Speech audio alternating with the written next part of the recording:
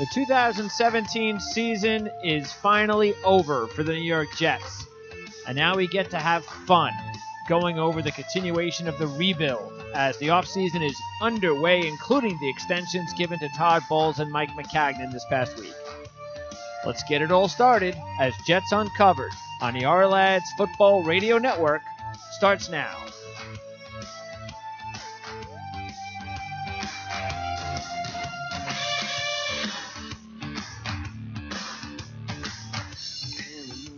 All right, it's Tuesday, January 2nd, 2018. Happy New Year, Jet fans. We think this is the year. This is definitely the off season.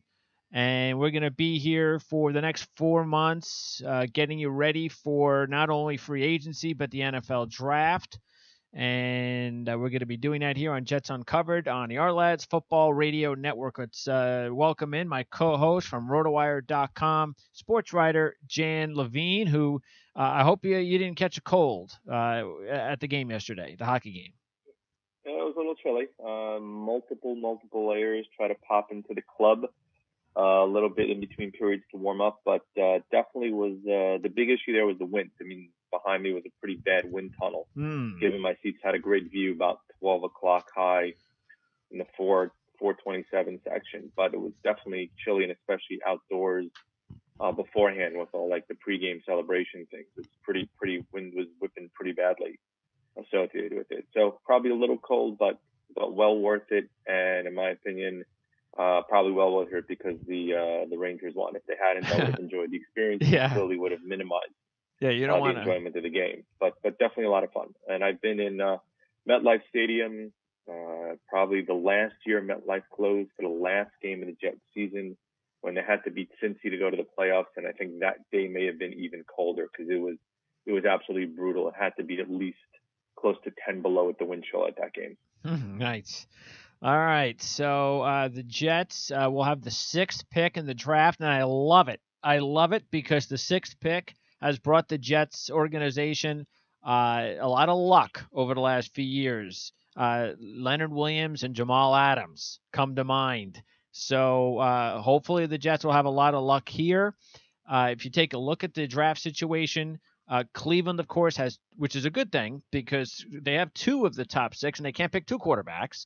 And then you have, of course, the Colts, who you would think will either trade the pick or if they keep the pick, will go for a player. Of course, Luck more than likely going to be back.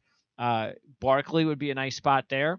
And then, of course, you got the Giants picking a quarterback, Denver picking a quarterback, Cleveland picking so you've got 3 potential quarterbacks going before the Jets pick at 6. That is definitely possible. And then the big question would come. If 3 quarterbacks are taken and the Jets do not trade up, do the Jets actually stay put and draft a guy like Baker Mayfield? And that is something that's going to be talked about a lot as we head to the draft. So, and you know what? It is funny, but over the last since we started talking about this a couple months ago, boy, has everything changed, which I knew it would, as far as the perception of Baker Mayfield. Now, more and more people are starting to realize that it is possible that a team like the Jets, might have to draft a guy like Baker Mayfield, or else they're not going to get a quarterback in the first round. Very possible. It's interesting. Yesterday's game, that's a game, in my opinion, Oklahoma should have clearly won. Georgia, tremendous comeback, great job defensively. In my opinion, though, I thought that Lincoln Riley, the coach of Oklahoma, really didn't give Mayfield a chance to win the game. Not late in regulation, because I think he had a chance on that 3rd and 2 if he runs as opposed to throw to get the first down. But in overtime, they kind of played for field goals. They played not to lose rather than to win.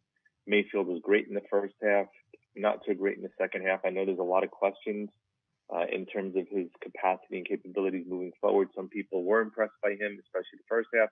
Others felt that his second half takes some of the luster off his performance. Both of us, I think, kind of like the moxie that he shows. Granted, he has to tone it down a little bit, but he definitely seems to have the it factor, which is what you're looking for in a quarterback. But as you said, there are a lot of options and permutations and deals that could be made. I mean, we think Cleveland should go for a quarterback number 1. Oh, yeah. The Giants should go for a quarterback number 2. It all depends on if Darnold and Yeah, but you know what Cleveland could Rosen also and do, which would be Allen. interesting, is Cleveland with the fourth pick.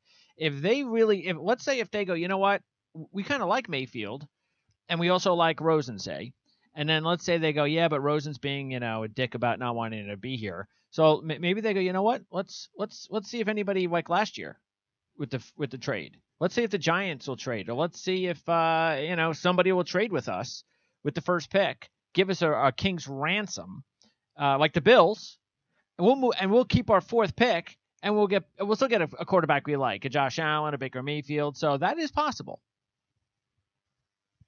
It's possible, although I don't foresee Cleveland trading out of the one spot and not taking a quarterback. Granted, they have tons of needs. They have the 1 and the 4. They kind of control the draft.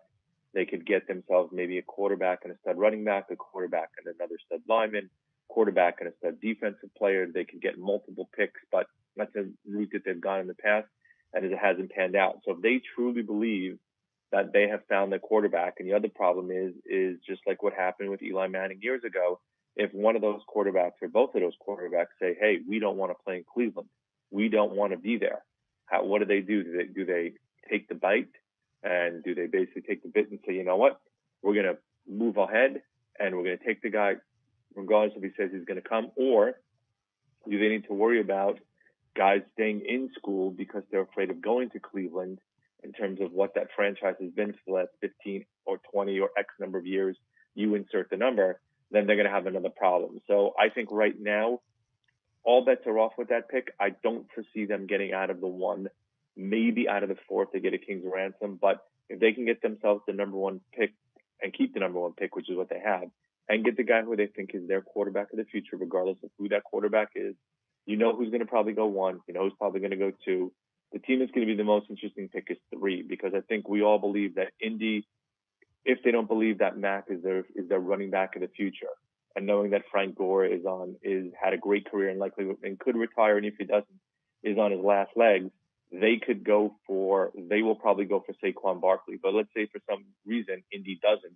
If you're Cleveland, how do you get out of not taking your quarterback and your running back of the future? Oh, yeah. Essentially at 1 and 4 to trade down. That'd be a tremendous accomplishment if they could do that. Look, I think the other thing that Gettleman has to decide for the Giants is, look, if you're going to keep Eli Manning and you want him to be around for a couple more years, which with Beckham coming back and being healthier, maybe making some moves, maybe dumping some players and bringing some more players in, all that other stuff, they could go a couple different ways. They could either say, look, I'm going to go ahead, and maybe they're even a team that could trade down a couple spots if somebody wants to move into 2, like a team like the Jets or Denver. Let's say they say, you know what, I want to go ahead and get that quarterback. And let's say the Giants say, or even the Colts or something like that. But where they say, we want to draft, say, Barkley, and we can go ahead and bring, because the Giants need a bona fide number 1 running back too.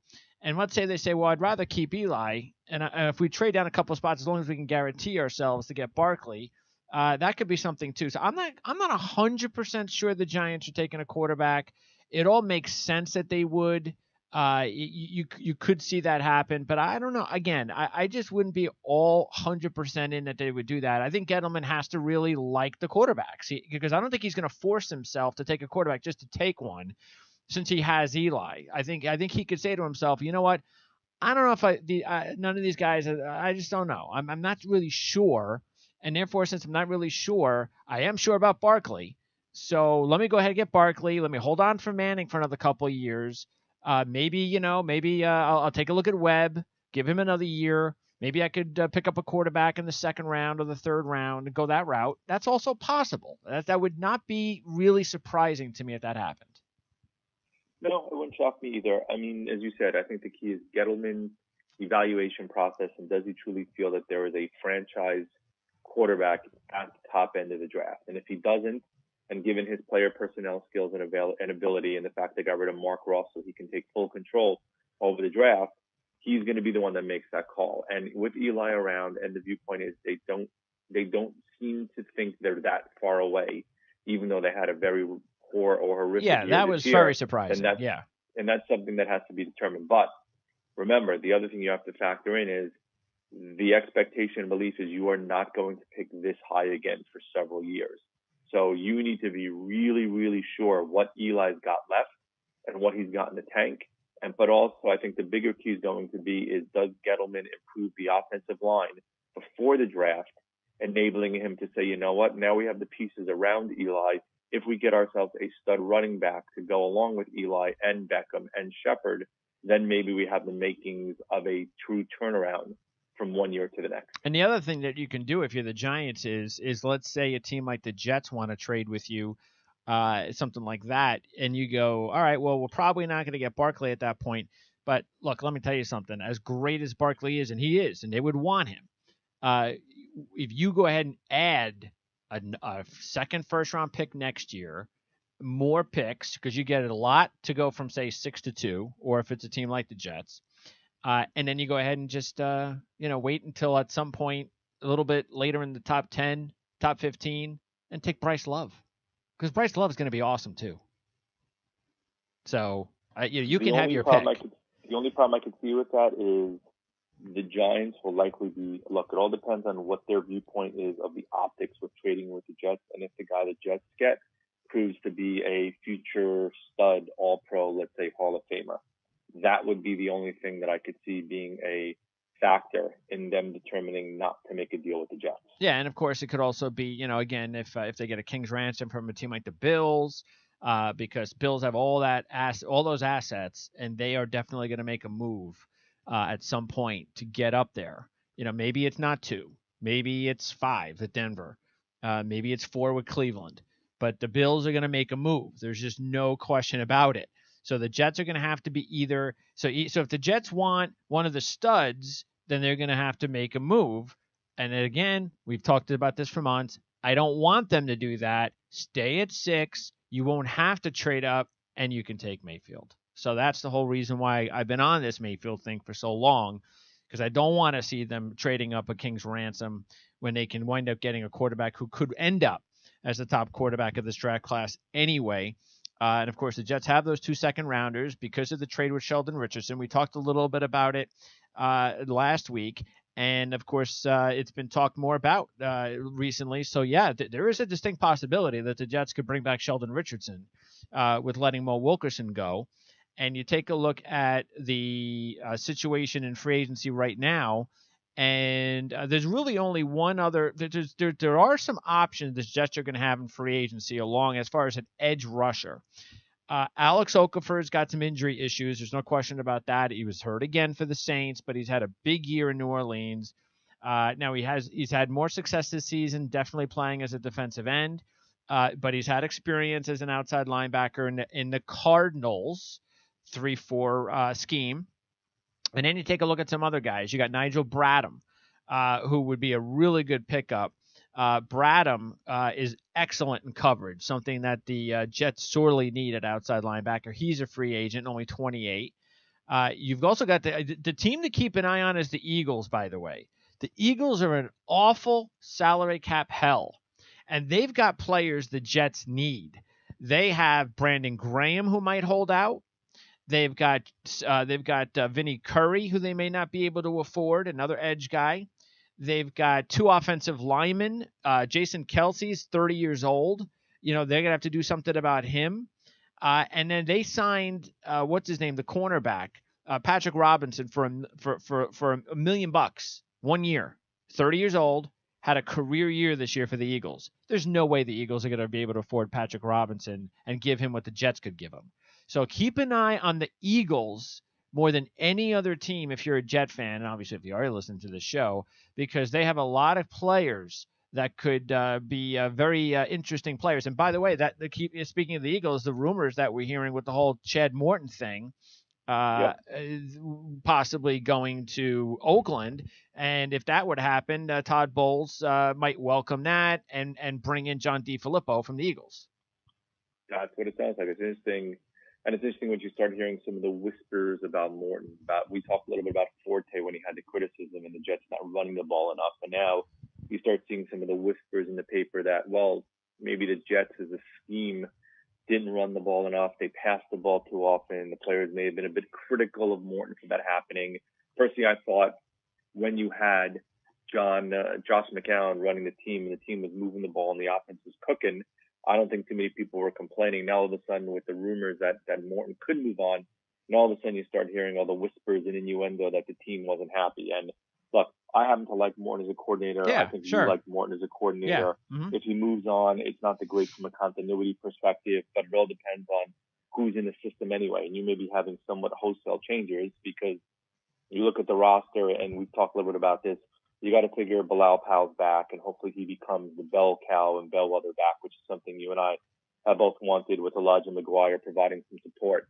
Seferian-Jenkins kind of fell off the last six weeks or so of the season at a minimum. Great middle stretch, really fell off. Now, part of that could have been just the scheme that teams are taking him away. Part of it could have been because Bryce Petty couldn't hit a target from 3 feet away, and that may have impacted him because there's a bunch of passes that went over Jenkins' head. So you wonder if that's going to have an impact on what he gets in free agency. And then we saw a little bit with the wide receivers with Robbie Anderson. You have Kearse. You have the kids Stewart and Hanson. So you would kind of think that there you'd like to have some continuity only because these guys have learned a system, especially the rookies. In the case of Anderson, now I don't think it'll be 4 and 4 years maybe if they get another guy in, but if they get a guy who Bowles is really happy with, and you can get yourself a stud, greater offensive lineman to kind of run behind, bring back Jenkins, maybe bring back 1 or 2 other guys, you may have a decent offense depending on what you do at the quarterback position, because there were games where we thought that the Jets had moved the ball fairly well, and it wasn't always the offense that was the issue. It was more the ability to close out a game, which is what they lacked in about 3 or 4 of the contests. Yeah, and having a star quarterback, or at least a franchise quarterback. I will say this: I really believe that that the Jets will have a better chance. And then look, DeFilippo, if he was here, it's possible it might work too. But I really think they might have a better chance of drafting Baker Mayfield if Morton is still here, because I think Mayfield would work perfectly in Morton's offense. Morton comes from a Saint offense. Who was the quarterback of the Saints? A 6-foot quarterback named Drew Brees, Yep. who everybody is probably going to reminds Baker. If anybody, when Baker Mayfield, there's all the talk in the next couple of minutes, that's the one quarterback people are going to talk about, Drew Brees, in comparison to Mayfield. So I think it would make sense. That's another reason why it makes sense as far as Mayfield with the Jets and Morton's offense. That might really work out. So, yeah, as far as the offense, I think really it's the quarterback. The main issues are the quarterback and the offensive line. They can win they can win for another year with what they have with the receivers and the running backs. I don't think that they have to break the bank. And that includes Jenkins, a tight end. I don't think they break the bank there. They get Leggett back after an injury season. I think a player to keep an eye on, there's 2 players to keep an eye on in the offensive line the most, free agents. You've got one is a guard, and the other is a tackle. You've got the guard from Carolina, Norwell, who's 26. So he's a free agent. He's had a nice season. And then also, how about this? The Patriots, Cameron Fleming. That would be a nice to tackle Cameron Fleming. That would be a nice pickup for the New York Jets, who could afford to completely outbid the Patriots for Fleming, who's a good player. He's not a great player, but he's a good player. And of course, he's 25 years old. And for the Jets to be able to get a hold of a good player, a tackle, would be a nice thing. So there are a couple. Nate Solder is 29.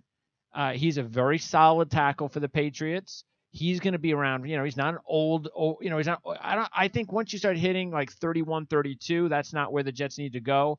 But I think that you could still pay guys like a 3-year contract at 29, 30, especially on the offensive line, because you're going to be drafting more than likely a young kid at quarterback, and you want to make sure you protect them, which is exactly what the Rams did when they went out and got Whitworth and solidified that offensive line. You have to solidify the offensive line when you have a young quarterback.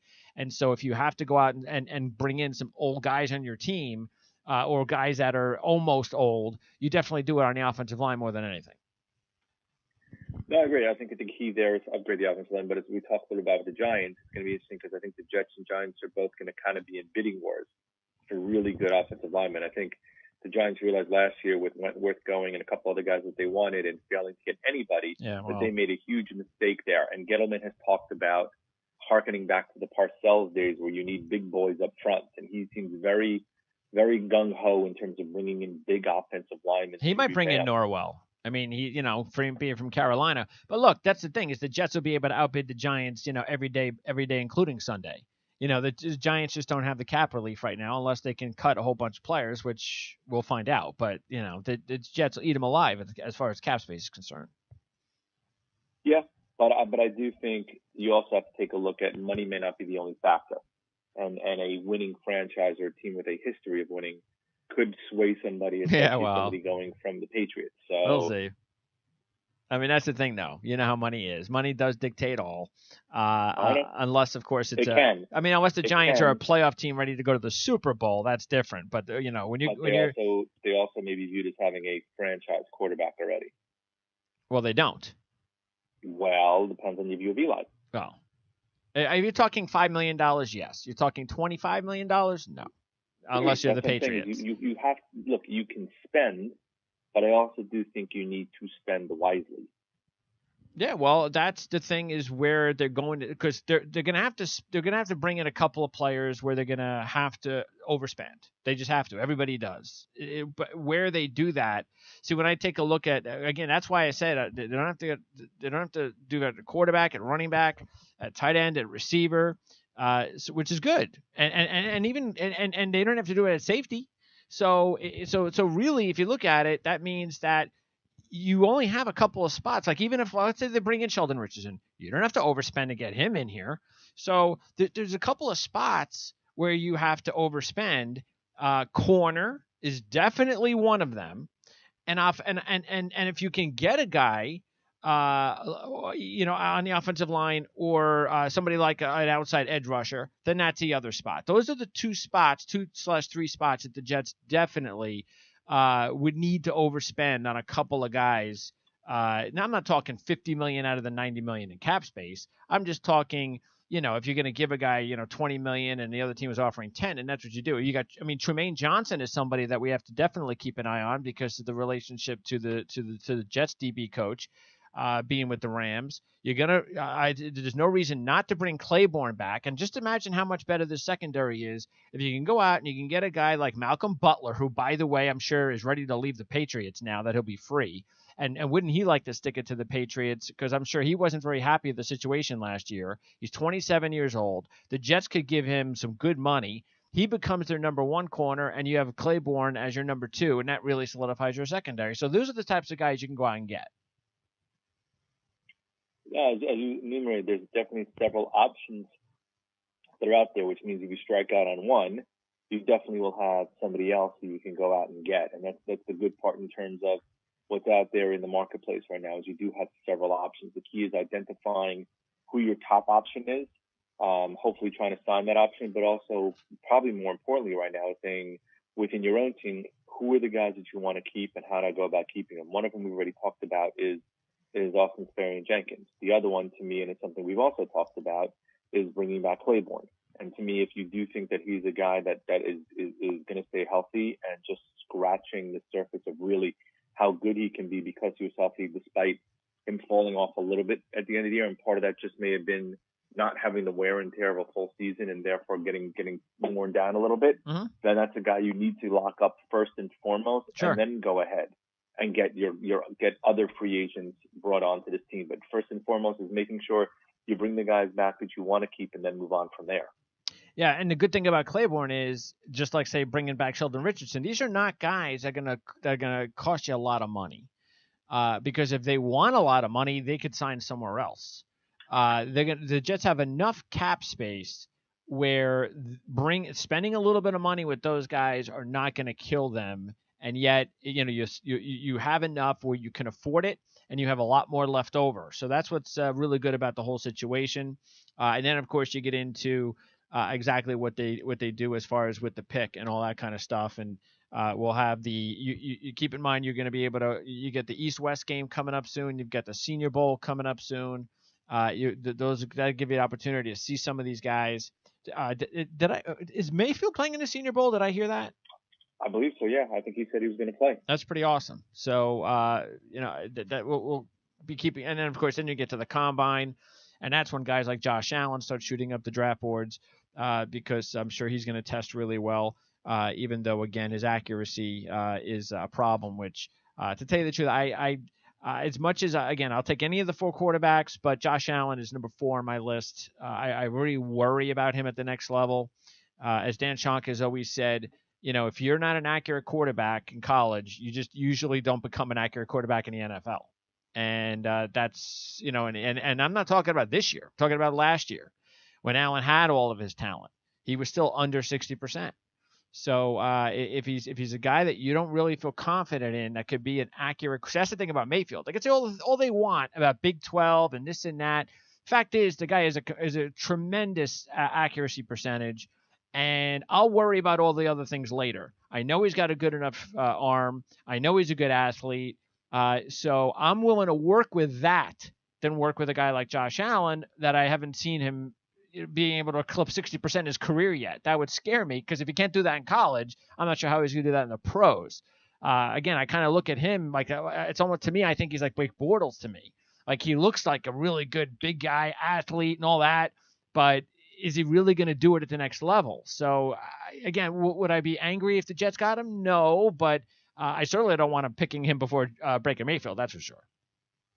No, I can't argue with that one. Although Allen is a guy who's a prototypical quarterback, and I have to discount a little bit what happened in Wyoming this year because he did lose a lot of his offensive linemen, a lot of his. Yeah, this year means nothing. Nothing. Yeah, agreed. Nothing. You go by what he did last year. And that's why I'm saying, even last year, the year, the 2 years ago, if you want to say, he still didn't have a high percentage, even with all the talent there. But yes, do not grade Josh Allen on what he did this year. That would be unfair. And I'm still kind of surprised that some of these websites are still putting Lamar Jackson as high as they are. I mean, they just don't know anything. I mean, that's a good tip if you want to really know if anybody knows anything about the draft. See who has Lamar Jackson going in the top 10. Anybody who has Lamar Jackson going to the top 10 knows nothing about the NFL draft. Okay? So, good tip. All right. So, there are going to be quarterbacks that teams are going to be able to grab, of course, late first, second, guys like Mason Rudolph and others. And those are the quarterbacks that we'll talk more about in the coming weeks. I think we have another 2 or 3 weeks before the deadline for players to commit. So, we'll be on top of that and all, of course, real soon as well. But anyway, before we let you go, no surprise on this show, and are we in agreement that the Jets made the right move by bringing back Todd Bowles and Maccagnan? Yeah, I mean, personally, I think we both like the continuity. I think we both like the strides that we saw this year. I like that Maccagnan made a lot of smaller moves that paid off. Now he needs to hit it big in the draft. I think he definitely gets the merit because of the whole Hackenberg thing, which I think kind of you can give a little bit to Bowles because you can argue that maybe he should have given him some snaps just to kind of see what you have because you knew what Bryce Petty was, which we talked about before the season started that we wanted to see what he was. I think we got a pretty good sense the first 2 weeks he played of just what he is and just how far he has to go to be that quarterback or be even a number 2 in this league. I'd like to see a bit more emotion out of Bowles. To me, that's the one thing as a franchise, as a face of a franchise and the coach of a franchise, you'd like to see him maybe blow up a little bit, but then you hear all the things that went on behind the scenes and all the stuff that goes on in the locker room and how to a man, everybody liked him. So I take only a little bit from there because you can say the same thing about Rex Ryan when he came back at the end of the year. So he's one of those guys where I do think he deserved at least a year. You weren't going to give him a year because it would make him another lame duck coach. So giving him 2 years kind of makes sense. And you kind of go on from there. Yep. Yeah, but yeah, he's on a year-to-year thing now, no question about it. But I'm sure. But there are other talk show hosts and writers in the New York area that weren't very happy last week when the announcement was made. But we kind of agreed with it, and we felt all along that that's exactly what was going to happen, and that's why you should listen to this show because we're always going to tell you the way it really is on Jets Uncovered. So, Jan, I appreciate your time as always. We'll be talking to you in the next couple of weeks once we start having more interesting Jet news to discuss, rumors, maybe some moves, things of that nature. But you and I will be back a ton with free agency and the draft between now and the NFL draft in late April. So I'm looking forward to a great 4 months of covering a really big time for this organization. And it should be a lot of fun. Yeah, it's definitely going to be an interesting offseason, and that's something we can basically take to the bank, that that's guaranteed. Beyond that, well, you have to kind of see what happens, but it definitely will not be a boring offseason, that's for sure. All right, Jan, appreciate your time. I'll talk to you real soon. Sounds good.